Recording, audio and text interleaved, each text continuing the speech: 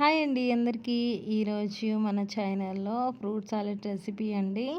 ముందుగా గ్యాస్ పైన ఒక బాండినైతే పెట్టుకోవాలి. అందులో 1/2 లీటర్ పాలనైతే వేసుకోవాలండి.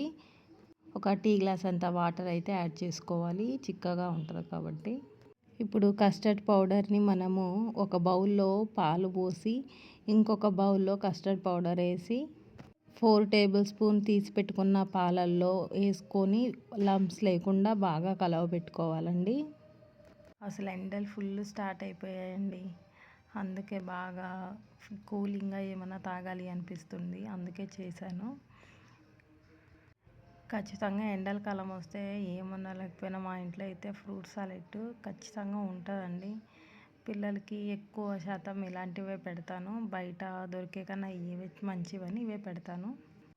పాలని బాగా మరిగించాలండి, అడుగు అంటకుండా. కొంచెం మీడియం ఫ్లేమ్లో పెట్టుకొని కింద అడుగు అంటకుండా బాగా కలవబెట్టుకుంటూ ఉండాలండి. పాలు పొంగేటప్పుడు కొంచెం లో ఫ్లేమ్లో పెట్టుకొని 1 కప్ షుగర్ అయితే అందులో యాడ్ చేసుకోవాలండి. షుగర్ యాడ్ చేసిన 2 మినిట్స్కి కలవబెట్టుకున్న కస్టర్డ్ పౌడర్ బ్యాటర్ని అయితే అందులో ఒక స్పూన్ సహాయంతో వేసుకుంటా కలుపుకుంటూ ఉండాలండి, లేకపోతే బాగా గడ్డలు కట్టేస్తుంది. స్పూన్తో అలాగే తిప్పుతూ ఉండాలండి.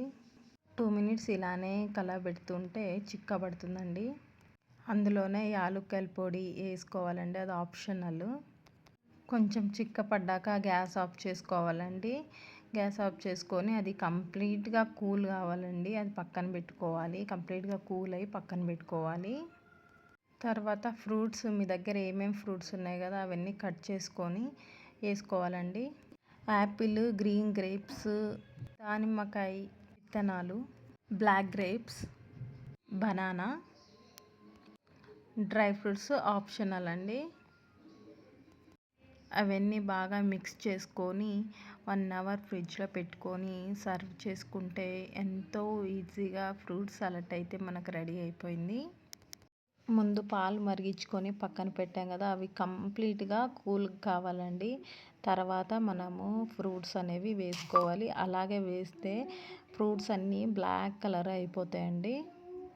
చూసారు కదా, చల్లగా ఎంతో ఈజీగా ఫ్రూట్ సాలెడ్ అయితే రెడీ అయిపోయిందండి. ఈ వీడియో నచ్చితే తప్పకుండా లైక్ చేసి, షేర్ చేసి, సబ్స్క్రైబ్ చేసి నా ఛానల్ని సపోర్ట్ చేయండి.